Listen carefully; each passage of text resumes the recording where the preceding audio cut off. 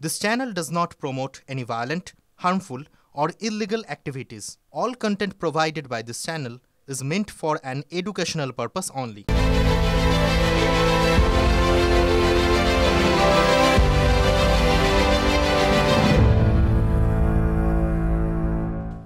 আর এবার নজর রাখতে হচ্ছে 10টি ব্রেকিং নিউজের দিকে। আজকের বড় খবর, ছত্তিশগড়ে বিলাসপুরে প্যাসেঞ্জার ট্রেন দুর্ঘটনায় মৃত্যু হয়েছে 4 জনের, আহত বেশ কয়েকজন। মালগাড়ির পিছনে ধাক্কা মেরে উপরে উঠে যায় ট্রেন। মৃত ও আহতদের পরিবারকে আর্থিক সহায়তা রেলের তরফ থেকে। আজকে 2 নম্বর ব্রেকিং, এসআইআর আতঙ্কে 7 জনের মৃত্যু দাবি তৃণমূলের। 7 জনকেই শহীদ বললেন অভিষেক বন্দ্যোপাধ্যায়। মৃতদের নামে স্মারক বানিয়ে মালা দিলেন মমতা। আজকে 3 নম্বর ব্রেকিং, ধর্মতলা থেকে জোড়াসাঁকো পদযাত্রা মমতার। অভিষেককে সঙ্গে নিয়ে এসআইআর এর প্রতিবাদ। 2 কোটি নাম বাদ দেওয়ার ছক অভিযোগ করেছেন মমতা বন্দ্যোপাধ্যায়। একটা নাম বাদ গেলে দিল্লিতে সরকার ফেলে দেব, হুঙ্কার মমতা বন্দ্যোপাধ্যায়। আজকে 4 নম্বর ব্রেকিং, পানিহাটিতে পরিবর্তন যাত্রা বিজেপির। শুভেন্দু অধিকারীর নেতৃত্বে মেগা মিছিল বিজেপির। সোদপুর ট্রাফিক মোড় থেকে আগরপাড়া পর্যন্ত মিছিল। No SIR no vote poster নিয়ে মিছিল বিজেপির। আজকের 5 নম্বর ব্রেকিং, নির্বাচন কমিশনে রাজ্যের বিরোধী দলনেতা। এসআইআর এর ফর্ম ফিল আপে জালিয়াতি শুরু হয়েছে। মৃত ভোটারকে জীবিত দেখানোর অভিযোগ শুভেন্দুর। ভুয়ো জন্ম শংসাপত্র তৈরির অভিযোগ শুভেন্দু অধিকারীর। তৃণমূলের বিরুদ্ধে কমিশনে নালিশ শুভেন্দুর। আজকে 6 নম্বর ব্রেকিং, বিএলওর সঙ্গে ঘুরছেন তৃণমূলের ওয়ার্ড সভাপতি। বিএলএ নন তৃণমূলের ওয়ার্ড সভাপতি। দুর্গাপুরে 25 নম্বর ওয়ার্ডের ফুলঝড়ের ঘটনা। আজকে 7 নম্বর ব্রেকিং, শিলিগুড়িতে জোর টক্কর তৃণমূল বিজেপির। হেল্প ডেস্ক নিয়ে জোর টক্কর। পাড়ায় পাড়ায় তৃণমূলের এসআইআর হেল্প ডেস্ক। কাউন্সিলরের নেতৃত্বে হেল্প ডেস্ক শাসক দলের। আজকের 8 নম্বর ব্রেকিং, 2002 এর লিস্টে নাম উধাও। মাথা ভাঙায় অবরোধ। মাথা ভাঙার ডাঙ্কোবায় পথ অবরোধ বাসিন্দাদের। 2002 এর লিস্টে অর্ধেকের বেশি নাম নেই বলে অভিযোগ। অবরোধে মাথাভাঙা শিলিগুড়ি রোডে যান চলাচল বিঘ্ন ঘটে। আজকে 9 নম্বর ব্রেকিং, এসআইআর শুরুর আগেই মেকলিগঞ্জে কিছু মানুষ গায়েব। মেকলিগঞ্জ সীমান্ত এলাকায় হঠাৎই উধাও কিছু মানুষ। অনুপ্রবেশকারীরা উধাও দাবি করছেন এলাকাবাসী। আজকে 10 নম্বর ব্রেকিং, এসআইআর আবহে হিঙ্গলগঞ্জে ফের বাংলাদেশির খোঁজ। শ্বশুরকে বাবা বানিয়ে ভারতের ভোটার কার্ড তৈরি। বাংলাদেশের শ্রীপুর এলাকার বাসিন্দা নাজমুল গাজী।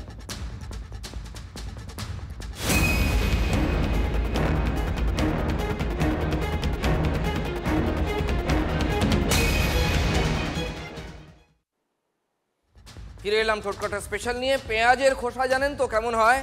নিশ্চয়ই ছাড়িয়েছেন জীবনে। একটা ছাড়ালে আর একটা অংশ বেরিয়ে আসে, সেটা ছাড়ালে তারপর আরও একটা অংশ বেরিয়ে আসে। সেই বাক্সর ভেতরে বাক্স, তার ভেতরে বাক্স, যেমনভাবে গুপ্তধন রাখা থাকে। শিক্ষা দুর্নীতির তদন্তে ইডির আইনজীবী একবার আদালতে বলেছিলেন, পরতে পরতে দুর্নীতি পেঁয়াজের খোসার মতো ছাড়ানো হচ্ছে একের পর এক স্তর বা লেয়ার। কলকাতা পুলিশের মনে হয় কেন্দ্রীয় এজেন্সির এই কথাগুলো খুব মনে ধরেছিল। তদন্তকারীদের পেঁয়াজ ছড়ানোটা অত্যন্ত জরুরি। একবার কলকাতা পুলিশ ইন্ডিয়ান মুজাহিদিনের প্রতিষ্ঠাতা ইয়াসিন ভাটকালকে ধরেছিল, কিন্তু ইয়াসিন জামিন পেয়ে নেপালে চলে যাওয়ার পর কলকাতা পুলিশ জানতে পারে লোকটা পরিচয় কি আসলে। মানে লোকটা যে ইয়াসিন ভাটকাল ছিল এটা পুলিশ পরে জানতে পেরেছিল, সে জামিন পেয়ে চলে যাওয়ার পর, তাও আবার নেপালে। এবার কিন্তু এক তরুণের সন্দেহজনক গতিবিধি দেখে পুলিশ চুপচাপ বসে থাকেনি, তদন্ত করেছে, এগিয়েছে।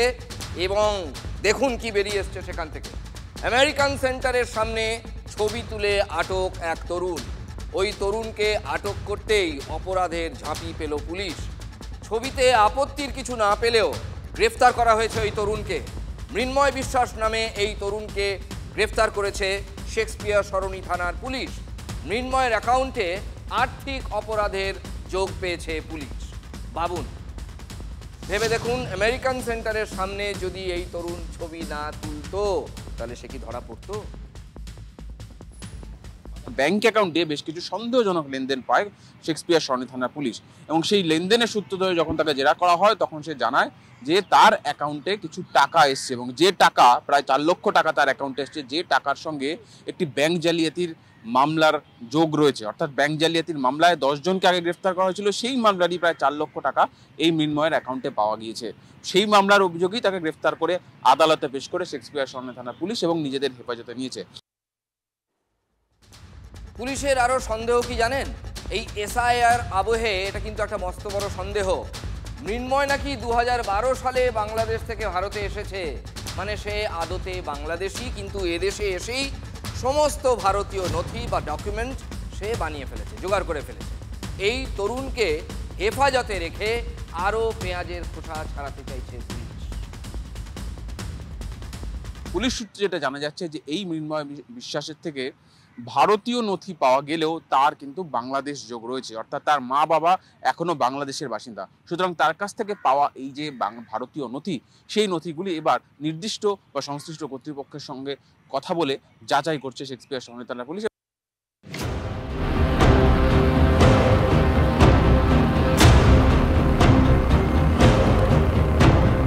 5টা ক্লাস 3 জন মাস্টারমশাই, 3 জনকেই বিএলও ডিউটি দেওয়া হয়েছে। বেকার আসবার খাবে দাবে চলে যাবে।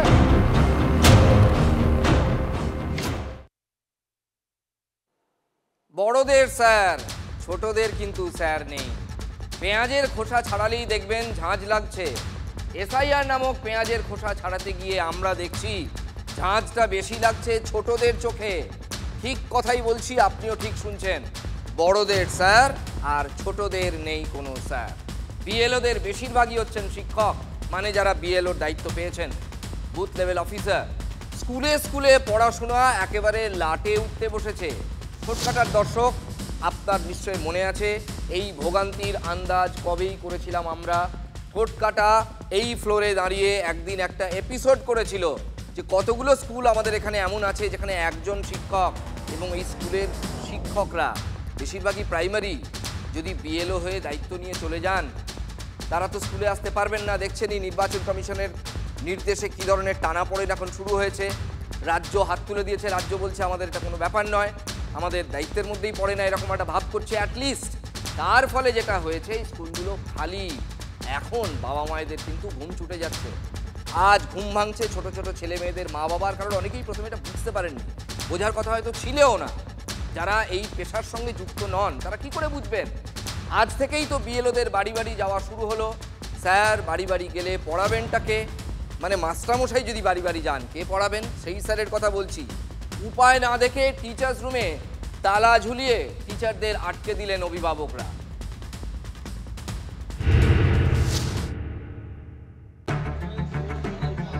সকাল থেকে হুলস্থুল উত্তর 24 পরগনার গাইঘাটার চণ্ডীগড় স্পেশাল ক্যাডার এফপি স্কুলে। 150 ছাত্রছাত্রীর স্কুলে শিক্ষক মাত্র 3 জন, হারাধনের 3টি ছেলের মতো আর কি। সেই 3 জনও বিএলওর কাজে বেরোবেন। ছোটদের পড়াশোনার কি হবে? যেতে নাহি দিব বলতে বলতে টিচার্স রুমে তালাই লাগিয়ে দিলেন অভিভাবকরা। আমাদের স্কুলে দীর্ঘদিন যাবৎ টিচার নেই। 5টা ক্লাস 3 জন মাস্টারমশাই, 3 জনকেই বিএলও ডিউটি দেওয়া হয়েছে। আমাদের টিচারের দাবির থেকে আমরা আজকে অফিস ঘরে তালা মেরেছি। শোরগোলের খবর পৌঁছয় প্রশাসনের কাছেও। পৌঁছন জয়েন্ট বিডিও, গাইঘাটার পুলিশ। তাদের আশ্বাসে তালা খুলে দেন অভিভাবকরা। টিচার ইনচার্জও অসহায়। 3 জন টিচার ছিলাম আমরা, 3 জনকে বিএলও ডিউটি দিয়েছিল, সেই জন্য আমাদেরকে তালা দিয়েছে। স্কুলে পঠন পাঠনে ভীষণভাবে ক্ষতি হবে, আর পরীক্ষার সামনে আমাদের খুবই ক্ষতি হয়ে যাবে। আমাদের স্কুলটা ভালো একটা স্কুল আমাদের। তালাটা কি প্রতীকী? শুনলেন অভিভাবকদের দুশ্চিন্তার কথা। স্যারও কিন্তু, মানে মাস্টারমশাইও মেনে নিচ্ছেন। আচ্ছা বলুন তো, এই যে এসআইআর নিয়ে এত কথা হচ্ছে, এত প্রতিবাদ হচ্ছে, সময় অল্প না সময় বেশি, এত রকম তরজা হচ্ছে, এই পার্টিকুলার দুশ্চিন্তা কোনো তাবড় তৃণমূল নেতামন্ত্রীর মুখে শুনেছেন? যারা শাসক তারাই তো এই টিচার সরবরাহ করেছেন, তারাই তো দিয়েছেন দায়িত্ব, মানে সরকারই তো দিয়েছে, নামগুলো প্রস্তাব করেছে। ছোটদের পড়াশোনার ক্ষতি হয়ে যাবে এ কথা কেউ বলেছে নাকি? হীরক রাজার দেশে সেই বাণীটা এই যুগেও এখনো প্রাসঙ্গিক। মানে এই জমানায় ওরা যত বেশি পড়ে, তত বেশি জানে, তত কম মানে। গাইঘাটা দেখলেন, এবার পূর্ব বর্ধমানের কাটোয়ার একটা স্কুলের আপনাদের ছবি দেখাই। কাটোয়ার হরিপুর অবৈতনিক প্রাথমিক বিদ্যালয়ে 5 জন শিক্ষিকা, 4 জনই বিএলওর দায়িত্ব পেয়েছেন। পড়েছিলেন একজন, পড়াশোনা একেবারে উচ্ছন্নে যাচ্ছে দেখে আর একজন দিদিমণি এসআইআরের কাজের ফাঁকেই ছুটে এসেছেন স্কুলে ক্লাস করাতে। আমার সঙ্গে আরেকজন অ্যাসিস্ট্যান্ট টিচার এসছেন আমার হেল্প করার জন্যই, কারণ একার দ্বারা তো এত বড় স্কুল চালানো সম্ভব নয়। আমাদের 207 জন মতন স্টুডেন্ট আছে, একার পক্ষে স্কুল চালিয়ে মিড ডে মিল সামলে সবটা কমপ্লিট করা আমার পক্ষে সম্ভব নয়। আর সামনে অ্যানুয়াল এক্সাম আসছে, তো সিলেবাসে কমপ্লিটের একটা চাপ থাকে। এই সময় যদি অন্যান্য স্কুল থেকে একজন বা দুজন শিক্ষক শিক্ষিকা দেয়া হতো তাহলে আমাদের কাজেরও একটু সুবিধা হতো, কারণ আপনি বুঝতে পারছেন একটা এসআইআর এর মতো কাজ, একটা গুরুত্বপূর্ণ কাজ আমাদের পক্ষে সত্যি খুবই অসম্ভব। এতগুলো ছেলে যে একটা শিক্ষক চালানো এটা কোনো সম্ভবই মধ্যে পড়ে না। কদিনে কোনো তাদের শিক্ষা হবে না, বেকার আসবার খাবে দাবে চলে যাবে। বিএলওদের ট্রেনিংয়ে বিএলওরা বিক্ষোভ দেখিয়েছিলেন। তারা দাবি করেছিলেন যে অন ডিউটি দেখাতে হবে। তারপরও কমিশন বিভ্রান্তি কাটায়নি। সরকারি দফতরে কোনো নির্দেশিকা কমিশন পাঠায়নি। ছুটি না পেয়ে সকাল থেকে স্কুলেই বসেছিলেন 3 বিএলও। দুটো কাজ কখন করবেন, কখন যাবেন, এইটা তো একটা বড় প্রশ্ন হয়ে দাঁড়ালো। সেটা কখন যাব কখন করব সেটা নিজেও জানি না। এখন স্কুলটা তো করতে হবে, কারণ অফিসিয়াল কোনো অর্ডার কিছু নেই এখনো, তো ছুটি নিয়ে কোনো অর্ডার কিছু নেই। তো সেই ক্ষেত্রে অবশ্যই স্কুল কর্তৃপক্ষ সবসময় সাহায্যের জন্য রেডি, কিন্তু তাদের কাছেও তো একটা অফিসিয়াল কোনো অর্ডার লাগবে। এটা করে স্কুল করে করতে হবে, মানে যেভাবেই হোক, দুটোই ইম্পর্টেন্ট। নেক্সট মান্থে ফাইনাল এক্সামের প্রিপারেশনও তো করাতে হবে না বাচ্চাদেরকে, তো সেটা কাজটা কেমন করে করবেন? ওই আর কি স্কুল করে তারপরেই করতে হবে। এই বিভ্রান্তির দায়কার আমাদের এই বড় পর্দার দিকে তাকান, কতগুলো প্রশ্ন তুলতেই হচ্ছে এটা নিয়ে। অত্যন্ত ইম্পর্টেন্ট একটা ব্যাপার, ছোটদের ঘাড়ে কোপ। দেখুন 80,000-এর বেশি বিএলও নিয়োগ করেছে কমিশন, নির্বাচন কমিশন 80,000-এর বেশি বিএলও নিয়োগ করেছে। নেক্সট, বিএলওদের একটা বড় অংশ স্কুলের শিক্ষক। সমস্যাটা যে হবে তখন থেকেই কিন্তু আঁচ করা যাচ্ছিল। স্কুল এবং এসআইআর জোড়া কাজ কিভাবে সম্ভব, কিভাবে করবেন তারা? বিএলওদের অন ডিউটি না দেওয়া নিয়ে বিতর্ক। কমিশন বলেছে অন ডিউটি হবে না। সরকারের সঙ্গে আগে কথা বলেনি নির্বাচন কমিশন। আমরা বোথ ফেজ, মানে দুটো প্রতিষ্ঠানের মধ্যে কোনো কোঅর্ডিনেশন বা সমন্বয় এটা নিয়ে হয়নি। বহু স্কুলে এমনিতেই শিক্ষক সংখ্যার তলানিতে। পশ্চিমবঙ্গের স্কুলগুলোর কি হাল বলে বলে আমাদেরও মুখ তেতো হয়ে গেছে, রোজ দেখিয়েছি আপনাদের। তারপরে দেখুন ছোটদের নভেম্বরের শেষ থেকে স্কুলে স্কুলে বার্ষিক পরীক্ষা। মা বাবাদের কি চিন্তা ভাবুন তো। তারপর নেক্সট, পুজোর জন্য প্রায় 1 মাস স্কুল বন্ধ ছিল, তারপরে সবে যখন স্কুল খুললো তখন এই কাণ্ড। সিলেবাস শেষ হবে কিভাবে? এরকম বহু বাচ্চা আছে যারা টিচার দেওয়ার ক্ষমতা নেই বাড়িতে, এবং প্রাইমারিগুলোতে বেশিরভাগই তাই। অন্য বিভাগের সরকারি কর্মীদের বিএলও করা যেত না? সরকারি কর্মী কি কম পড়ি আছে? তাহলে অন্যান্য ডিপার্টমেন্টের যারা আছেন চাকুরে তাদের দায়িত্ব দেওয়া যেত না? পড়াশোনার ক্ষেত্রে কি এতই অবহেলিত ক্ষেত্র? এবং দেখুন যখন ভোট হয়, ওই যে আধা সামরিক বাহিনী আসে, তারাও স্কুলে ওঠে। হয়তো তোলা প্রয়োজন, কারণ সেখানে জায়গা নেই, কোথায় বা রাখবে, কিন্তু এটা বছরের পর বছর হতে থাকলে ছেলে মেয়েদের লেখাপড়ার ক্ষতি। নেক্সট, তারপরে দেখুন কেন বিকল্প ব্যবস্থা করলো না শিক্ষা দপ্তর? আমরা একটা প্রশ্ন তুলেছিলাম। আমি জানি না সেটা অনেকের কাছে অযৌক্তিক ঠেকতেই পারে, কিন্তু আমরা একটা উপায়, মিডিয়ার তো কাজ কোনো কোনো ক্ষেত্রে জাস্ট একটা বিকল্প উপায় দেখানো। আমরা আমাদের দায়িত্ববোধ থেকে বলছিলাম অ্যাডহক বেসিসে যদি মাসখানেকের জন্য এতদিকে এত টাকা খরচ হচ্ছে, শিক্ষিত তরুণ তরুণীকে একটা মাস দায়িত্ব দেওয়া গেল না? আমি হলফ করে বলতে পারি এমন অনেকে আছেন তাদের যদি সরকার একটা নির্দিষ্ট অ্যামাউন্ট, সম্মানজনক একটা অ্যামাউন্ট দেয়, 1 মাসের জন্যও তারা এই স্কুলগুলো টেনে দিতে পারতেন। এটা একটা জাস্ট বিকল্পের কথা বলছি, এটা কিন্তু রাজ্যও করে। শিক্ষকদের অন ডিউটি দিলেও তো স্কুল কিন্তু সেই ফাঁকাই পড়ে থাকতো। তাহলে সিপিএম জোর গলায় প্রশ্ন তুলছে বিজেপি কমিশনের দিকে তাকিয়ে। শিক্ষামন্ত্রী বলছেন শিক্ষা দফতর নাকি কিছুই জানে না, অথচ এটা আগের দিনও বলেছিলেন ব্রাত্যবাবু যে শিক্ষা দফতর কিছুই জানে না। কিন্তু সব থেকে অদ্ভুত ব্যাপারটা হচ্ছে যে এই যে নামগুলো শিক্ষকদের দেওয়া হয়েছে, সেগুলো তো রাজ্য সরকারই পেশ করেছে এই নামগুলো, তবে তো তারা বিএলও হয়েছে। স্কুলের চাকরির সময় বা অন্য চাকরির সময় তাদেরকে অন ডিউটি কাজ করতে বলা হচ্ছে, তারা বেরিয়ে চলে গেলে স্কুল কিভাবে চলবে তার সম্পর্কে কোনো সিদ্ধান্ত এখন অবধি হয়নি। হাজার হাজার স্কুলে একজন শিক্ষক রয়েছেন, তিনি চলে গেলে স্কুলটা চলবে কি করে? নিশ্চিতভাবে বিশ্বাস করি যে ইলেকশন কমিশন এই ব্যাপারে সহানুভূতিশীল হবে এবং যারা বুথ লেভেল অফিসারের কাজ করছে তাদেরকে তাদের যে জব রেসপন্সিবিলিটি আছে সেখান থেকে এক্সাম্পটেড করা হবে। বিএলও বিষয়ে নির্বাচন কমিশন কি করছে শিক্ষা দপ্তরের কাছে কোনো লিখিত কমিউনিকেশন নেই, অথচ ওরা রাজ্যে এসে এসআইআর করবে বলছে। শিক্ষকদের যদি বিএলও বানাতে চায় শিক্ষা দপ্তর একটা প্রপার কমিউনিকেশন দিক লিখিত। এটা সাংবাদিক সরকারি সংস্থা, একটা সরকারি সংস্থা আরেকটা সরকারি সংস্থাকে চিঠি দিতে কি সমস্যা আছে? রাজপথে প্রতিবাদ আন্দোলন শুরু হয়ে গেল, কিন্তু কেন? বিহারে এসআইআর সম্পূর্ণ হয়েছে, আজ থেকে এসআইআর এর যে প্রক্রিয়া অফিসিয়ালি সেটা শুরু হয়ে গেল পশ্চিমবঙ্গ সহ 12টি রাজ্য এবং কেন্দ্রশাসিত অঞ্চলে। এবং আজই প্রতিবাদের গলা তুলে রাজপথে নামলো তৃণমূল কংগ্রেস, একেবারে শীর্ষ নেতৃত্ব মমতা বন্দ্যোপাধ্যায়, অভিষেক বন্দ্যোপাধ্যায়। সরকারের মুখ, তিনিও নেমে পড়েছেন। 26-এর আগে ইস্যু তো আসলে রাজ্য সরকারের কাজের মূল্যায়ন, তাই তো, উন্নয়ন, সেটাই তো হওয়া উচিত যে 15 বছরের তৃণমূল সরকার কেমন চালালো রাজ্যটাকে, তার মূল্যায়ন হবে। সব ছাপিয়ে এখন রাজপথে হাতিয়ার স্যার, মানে শাসকের হাতিয়ার। তাহলে আমাদের প্রশ্ন, উন্নয়ন কি পথ হারাই আছে? মুখ্যমন্ত্রী যে আজকে মিছিল করবেন, বেলা 11টা থেকে কলকাতাকে কার্যত এই রাস্তাকে অচল করে দেওয়া হয়েছে, রুট ডাইভার্ট করে দেওয়া হয়েছে, মাইক হাজার হাজার চোং। এখন হসপিটালের সামনে, মেডিকেল কলেজের সামনে বাজছে সিআরএ বিরুদ্ধে। দুদিনের ব্যবধানে তৃণমূল যদি এই মিছিল করতে পারে, তাহলে আগামী 2 মাসের মধ্যে দিল্লিতে কি করতে পারে সেটা বিজেপির বন্ধুদের আমরা একবার ভেবে দেখতে বলবো।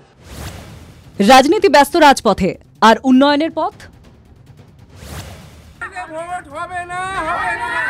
বেহাল রাস্তার প্রতিবাদে তখন পথ অবরোধ পুরসুরার জঙ্গলপাড়ায়। অসুস্থ ছিল, আমার স্বামীকে নিয়ে ডাক্তারখানায় যেতে পারিনি, আমার স্বামী মারা গেল রাস্তার জন্য। ভোটে যেই ভোটটা মিললো, ভোটে হচ্ছে ভোটটা জিতেও গেল, ব্যাস তারা আগামী ডুমুরের ফুল হয়ে গেল, আর চিনল নি। রাস্তা চাই তবে আমরা ভোট দেবো, নাহলে আমরা একত হয়ে থাকবো, আমরা কেউ ভোট দেবো নি। আমাদের ছেলেরা স্কুল যেতে পারছে না। রাস্তা পাকা না হলে 26-এ ভোট বয়কট। জঙ্গলপাড়া গ্রামের রাস্তা বেহাল দীর্ঘ প্রায় 7-8 বছর, কিন্তু বারবার প্রশাসনকে জানিয়েও কাজ হচ্ছে না। কেন? দোঠেলা যেটা হয় সেই ধরনের জিনিস হয়ে কোনো কিছু হচ্ছে না। পঞ্চায়েত বলছে ব্লক করবে, ব্লক বলছে জেলা পরিষদ করবে, কিন্তু আজ পর্যন্ত কোনো কেউ করছে না। এখন এই অবস্থায় রাস্তা মানুষ চলাচলের অযোগ্য, দায় ঠেলাঠেলি চলছে, আর সেই জাঁতা করে পড়ে বেহাল রাস্তা আর পাকা হচ্ছে না। এলাকার বিজেপি বিধায়ক দায় ঠেলছেন পঞ্চায়েতের ঘাড়ে। বিধায়ক তহবিলের সীমিত পয়সার মধ্যে অত বড় রাস্তা করা সম্ভব না, নইলে এটা বলতে হতো না। আমার বিধায়ক তহবিল থেকে রাস্তাটা হয়ে যেতে পারত, কিন্তু রাস্তাটার যা গতিবিধি আছে ওটা লোকাল পঞ্চায়েত সমিতি বা জেলা পরিষদ, যেহেতু এটা পিডব্লিউডি নয়, রাস্তা গ্রামের মধ্যে রাস্তা, পঞ্চায়েতের রাস্তা। রাস্তা গেছে 2 পঞ্চায়েতের মধ্যে দিয়ে, অথচ কেউই রাস্তা পাকা করতে উদ্যোগী হলো না। এটা দীর্ঘদিন এলাকা মানুষের দাবি, এটা সত্যি। আমরাও চেষ্টা করছি বারে বারে, কখনো জেলা পরিষদে ধরাচ্ছি, হচ্ছে না। কিন্তু আমরা পথশ্রী ওখানে দিদিকে বলোকে মানুষকে আমরা ফোন করতে বলেছিলাম, ফোন করেছে, তারপরে পথশ্রী করে এবারে যে লিস্ট নেমে যাবে বিডিও অফিসে, ওই লিস্টে নাম আছে, রাস্তাটা হয়ে যাবে। শাসক নেতা আশ্বাস অবশ্য দিলেন, চাপে পড়ে কেন আবার গ্রামবাসীরা একজোট? ভোটের আগে রাস্তা না হলে চড়া হুঁশিয়ারি দিয়ে রেখেছেন পুরসুরার জঙ্গলপাড়া গ্রামের বাসিন্দারা। দরকার পড়ছে তখন হাত জোড়ো করছে, আর কাজ ফুরিয়ে গেলেই জিতে গেলেই বলছে আব্বার। তাহলে আপনারা কি আগামী বিধানসভার 26-এর বিধানসভায় কি ভোট বয়কট করবেন? ভোট বয়কট তো করবোই, আর কোনো যদি কেউ নেতা আমাদের পাশে এখানে দাঁড়ায় তাদেরকে ঝাঁটা মেরে দিতে করবো।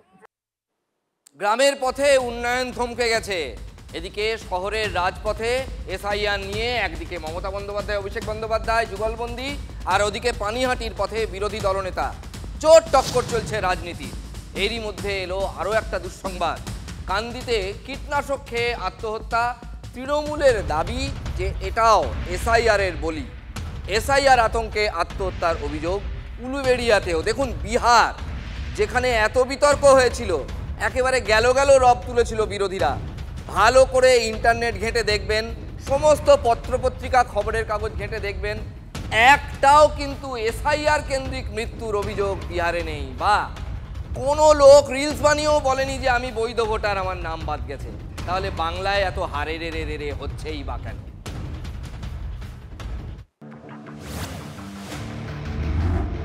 জোড়াসাঁকোতে প্রতিবাদ মঞ্চে ওঠার আগেই মৃতদের শ্রদ্ধা জানালেন মমতা বন্দ্যোপাধ্যায়। তালিকার শেষ নাম জাহির মাল। মঙ্গলবারই উলুবেড়িয়ার দিনমজুর জাহির মালের ঝুলন্ত দেহ উদ্ধার হয়। মানুষকে পাগলা করে দিয়েছে এরকম করে। একটা মানুষের জীবন চলে গেল এরকম করে। আমার স্বামী এইরকম করে আমার তিনটে ছোট ছোট বাচ্চাকে নিয়ে আমার হারিয়ে চলে গেল। আগরপাড়া ইলামবাজার থেকে উলুবেড়িয়া এসআইআর আতঙ্কেই আত্মহত্যা, ফের দাবি তৃণমূলের। আর জোড়াসাঁকোর প্রতিবাদ মঞ্চে চড়া সুর মমতা বন্দ্যোপাধ্যায়ের। ওরা শুধু একজন সিনিয়রের মৃত্যু নিল তাই নয়, বাচ্চাদের ভবিষ্যৎ কেড়ে নিচ্ছে। ইতিমধ্যে 7 জন এবারে মারা গেছে, এর আগে নেতাজি নগরে মারা গেছে এনআরসির যখন আওয়াজ উঠেছিল।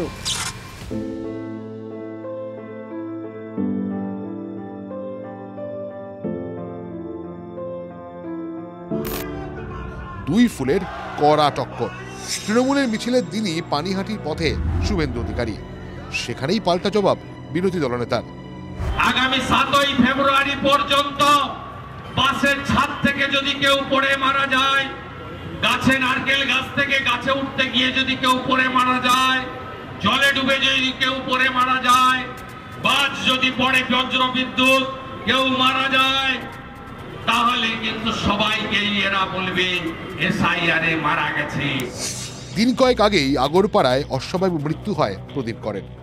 29 অক্টোবর মৃতের বাড়ি যান অভিষেক বন্দ্যোপাধ্যায়। মঙ্গলবার পানিহাটিতে দাঁড়িয়ে তৃণমূলের নাম্বার 2কেই জবাবটা দিলেন বিরোধী দলনেতা।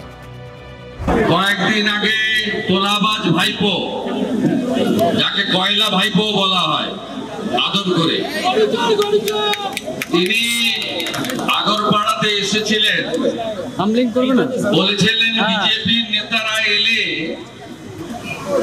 বাপের আর ঠাকুরদার সার্টিফিকেট দেখতে চাইবে। যারা বিজেপির নেতারা যদি এখানে ঢোকে ঘিরে ধরবে, এনে বলবে বাবা ঠাকুরদার সার্টিফিকেট নিয়ে তারপর প্রচার করতে আসবে। বেঁধে রাখবেন, বেঁধে রাখবেন, গাছে পোস্টে বেঁধে রাখবেন, হাত তুলবেন না। জানতে চাইছি তোলাবাজ ভাইপোর যারা লোকাল তোলাবাজ, Nantu and company, Nantu and Ghantu, আমরা তো 2.5 কিলোমিটার হেঁটে এলাম, কারোর কাছ থেকেই তো চাইতে কেউ এলো না, তোমার দেখা নাই রে, তোমার দেখা নাই। এই গত কয়েকদিনে যে 7 জন কেউ আত্মহত্যা করেছেন, কেউ হার্ট অ্যাটাক করে মারা গেছেন, তৃণমূল তাদের প্রত্যেককেই বলছে যে এসআইআর এর জন্যই আতঙ্কে তারা মারা গিয়েছেন, কেউ নিজেকে শেষ করে দিয়েছেন। এটা তৃণমূলের দাবি।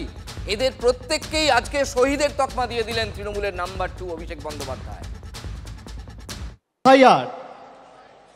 সেই এসআইআর ঘোষণা করার পরে গত 7 দিনে আমরা যে সমস্ত সহনাগরিকদের হারিয়েছি, তাদের পরিবারের, সেই শহীদ পরিবারের সদস্যরাও সভামঞ্চে রয়েছে। এখানে একজন 4টে হাতে আঙ্গুল নেই, ওটা অত্যন্ত দুঃখজনক। তার মৃত্যুকে নিয়ে রাজনীতি করছে। আমি দায়িত্ব নিয়ে বলে গেলাম, আমি প্রমাণ করে দেব ওই সুইসাইড নোটটা fake fake fake fake. NRC নিয়ে আসামে 100-এর ওপর লোক মারা গেছে। মনে রাখবেন, ডিমনিটাইজেশন নিয়ে কয়েকশো লোক মারা গেছে।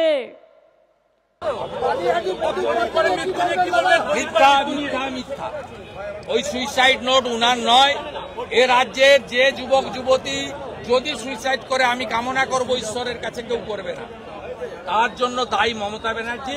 বেকারত্বের জ্বালাই হচ্ছে সবচেয়ে বড় জ্বালা পশ্চিমবঙ্গে। এবং নেত্রীকে আমি শ্রদ্ধা জানিয়ে তার অনুমতি চেয়ে আমি আপনাদের বলছি, এই যে 7 জন প্রাণ দিয়েছে সবাই যোগ্য ছিল, ভোটার তালিকা থেকে সবার নাম বাদ গেছে।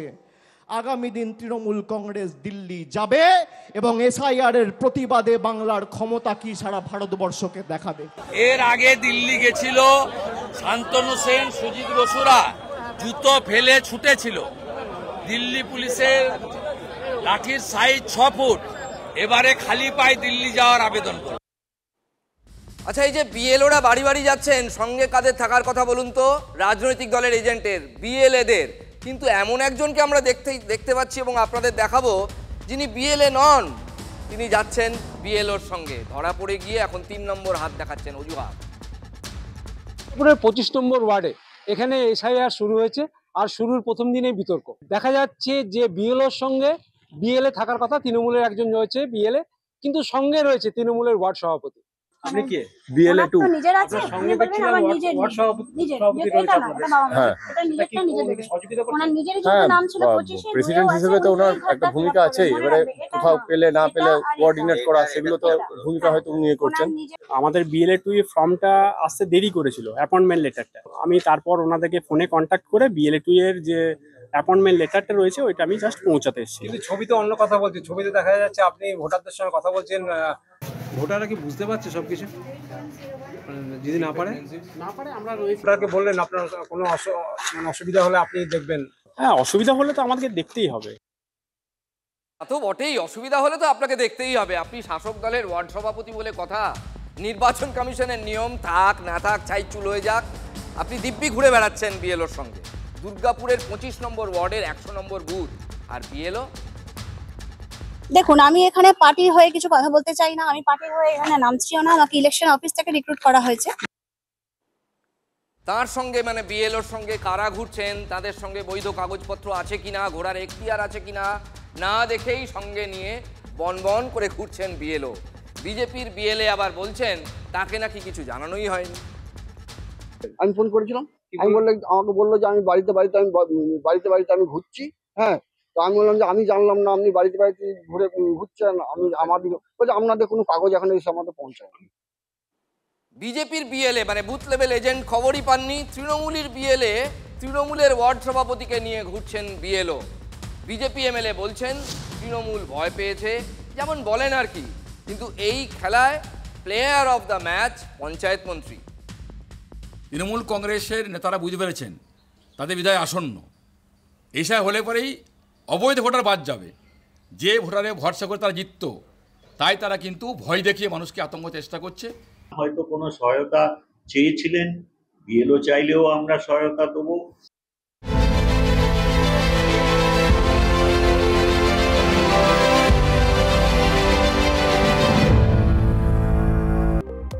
আগে খাটো তারপর খাবে, এসআইআর আবহে নিজের দলের এক কাউন্সিলরকেই ধমক বাঁকুড়া তৃণমূল সাংসদের।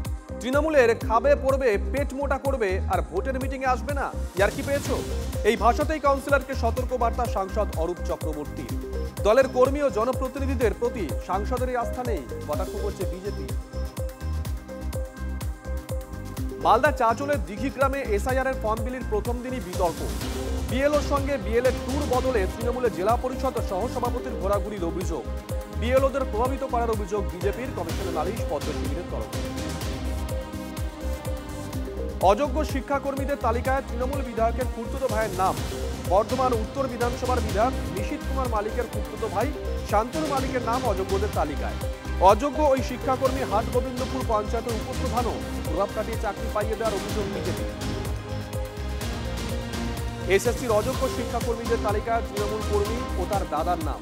বাঁকুড়া 1 নম্বর ব্লকের পাতালপুরি গ্রামের বাসিন্দা আদেশ চট্টোপাধ্যায় ও তার দাদা উত্তম চট্টোপাধ্যায়ের নাম রয়েছে তালিকায়। রাজনৈতিক প্রভাব খাটিয়ে চাকরি পাওয়ার অভিযোগ বিরোধীদের।